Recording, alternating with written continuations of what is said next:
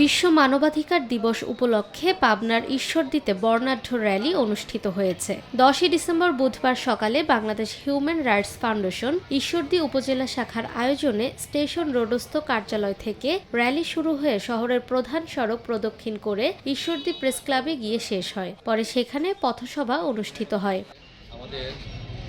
এ সময় বক্তব্য রাখেন Bangladesh human rights foundation Ishwardi উপজেলা শাখার সাধারণ সম্পাদক সৈকত আহমেদ টোনা, সহ সম্পাদক সরোয়ার মনসুর খান আবির, সাংগঠনিক সম্পাদক রেজাউল করিম ফেরদৌস সহ আরও অনেকে। পথসভায় বক্তারা মানবাধিকার প্রতিষ্ঠায় সবাইকে আরও সচেতন ও দায়িত্বশীল ভূমিকা পালনের আহ্বান জানান।